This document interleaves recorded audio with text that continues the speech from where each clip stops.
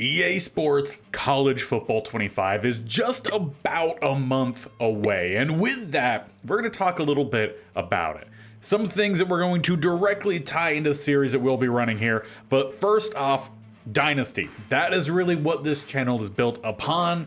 Obviously with Madden we don't quite have Dynasty, but we have franchise. We like to build teams, and a fun way that we can add a little bit more in is with something happening in real life right now, conference realignment, and it has been confirmed that EA Sports College Football 25, that's a really long name. We're just gonna call it College Football 25 from here on out.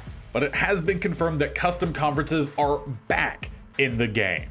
Now, obviously in NCAA 14, we had this same ability to move teams around. And with that, it also came with the ability to make changes to the conferences. And according to this article, which I will have linked down below, those same kind of abilities are returning in terms of what we can do with these custom conferences. We can have up to 20 different schools in each conference. However, you cannot add or create a new conference, but you can rebuild a conference such as the Pac-12 that has been decimated in the recent years. Additionally, all non-conference games that have been scheduled in real life will be included. These include home-to-home matchups into the 2030s. Now, obviously, one thing that we had in NCAA 14 was the ability to create your own schedules. It seems like that should be a possibility, as the fact that we can create new non-conference games. However, those cannot be at any neutral sites. One new thing we are getting though is week 0, where we essentially have an extra game added at the beginning, but these cannot be played in Ireland as they sometimes are in real life. But it could be great to warm up with those directional FCS schools that are back in the game. And as for some of those conference rules that we can change, some directly coming over from the former NCAA games, where you had protected rivalries, you could also change where the championship game will be located. But why does conference realignment and the custom conferences really matter when it comes to Dynasty? Well, outside of being able to say that you play in a tougher conference, it can directly affect how you build your team.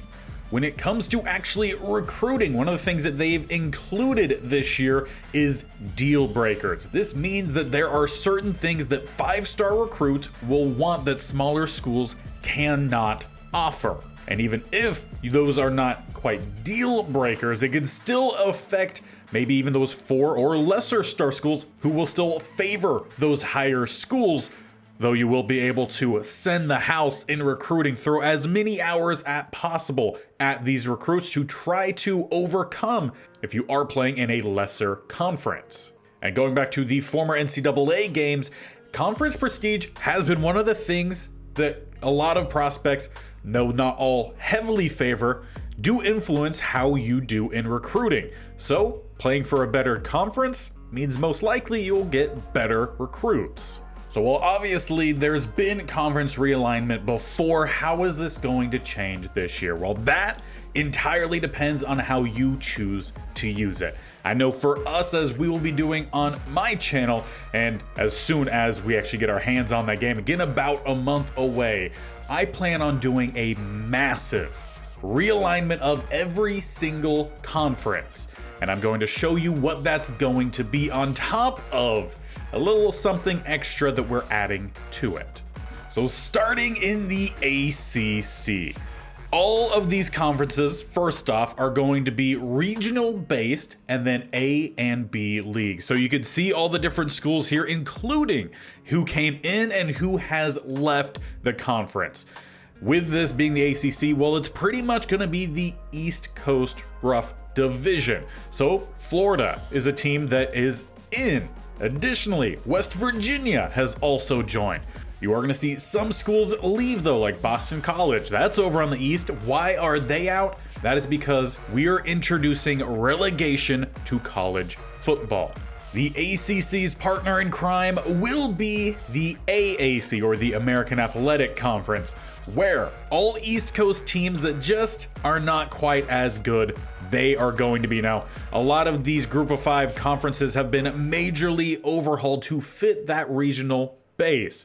But if we see a team consistently win in these lower divisions, well, they can just as easily move up and join the ACC. If a team struggles here in the ACC, not trying to point out any in particular, but to be honest, Virginia hasn't done very well in the recent years. If they struggle, they will be relegated down to the American Conference. That way, if you play well, you're rewarded, your recruits will see that your school is doing better, and you will be rewarded with better chances of landing those recruits. As for the Big Ten, didn't see as much of a change as the ACC did, but still some big names. Obviously, Penn State moving out of Big Ten, going over to the ACC. Indiana, Illinois, those have both dropped out. Cincy comes in. Notre Dame will be in a conference. No team outside of military schools will be an independent. As for their B League conference, well, that is going to be Conference USA. Again, a lot more changes happening here to these lower conferences, realigning. Primarily, it's going to be Ohio. That is really what we have here with the Conference USA, though a couple other states joining in. Indiana, Illinois, they dropped down to here. And yet again, if they perform well, or if any of these teams perform well, win the league a couple years in a row, well, then they can move up to Big Ten. As for Big 12, well, that's going to essentially be our Central Conference. Big ones to note here, Missouri and Arkansas are back over in the Big 12. We'll also be adding in Texas A&M, another former SEC school, getting all regionally based.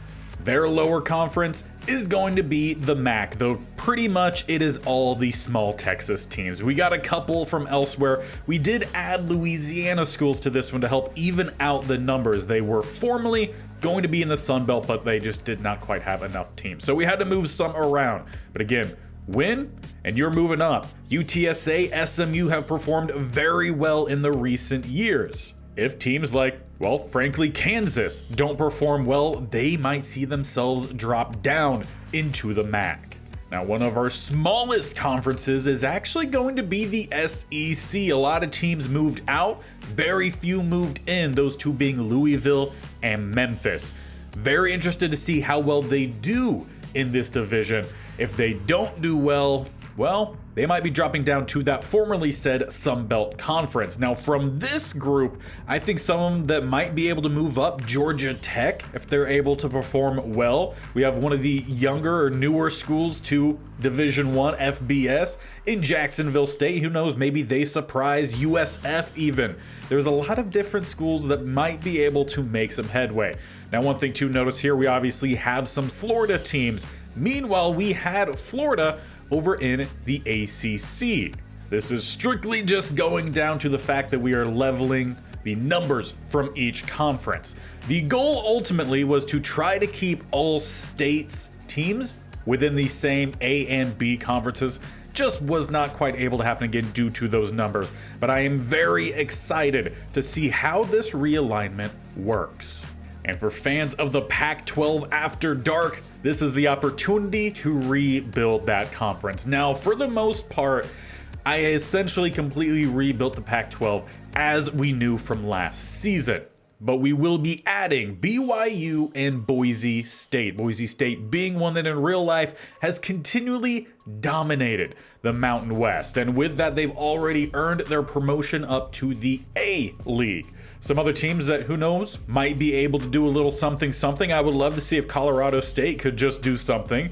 Mostly just because Colorado's getting so much attention. Utah State maybe, or even one of these smaller California schools. You never quite know, and that is the hope of having this realignment, that we'll see a little bit of shakeup. And that is why I am extremely happy that we have the option now, one, to have a college football game, but the continuation of those custom conferences. I know all of us always moved around someone. We added some custom teams. We'll talk a little bit more about some other NCAA news, which does include custom teams in the next couple of days. This week we are setting aside the superstar mode on Madden to talk a little bit more here about college football as we ramp up. Of course, I'll be announcing my team as well right when college football is set to come out. I've already started to leak a little of information here and there. We've been eliminating teams, so make sure you check up on the community tab as we have leaks of those or little hints as well posted every single day. So you can put in your guess, and I'll include in the announcement video who has guessed correctly. But extremely excited, custom conferences back. We'll be introducing relegation to college football, as well as realigning all the conferences, not based off of money, TV contracts, whatever it is that they quote unquote say is the reason that they're moving, but actually due to regions. Rivalries reborn, reinstated, and who knows, maybe we'll develop a few more along the way. So make sure you follow along on what ends up happening here as we get closer and closer to college football and into the start of our first dynasty by hitting that bear icon in the bottom right or scrolling down, hit the sub button. And if you tap that bell icon, you'll also be notified when these videos go live. Super excited. Let me know who you guys think I am going to be using for our first dynasty, who you're going to be using for your first dynasty, and what are some things that you're really excited about in EA Sports College Football 25 and things you're a little bit disappointed in. But until next time, we will see you then.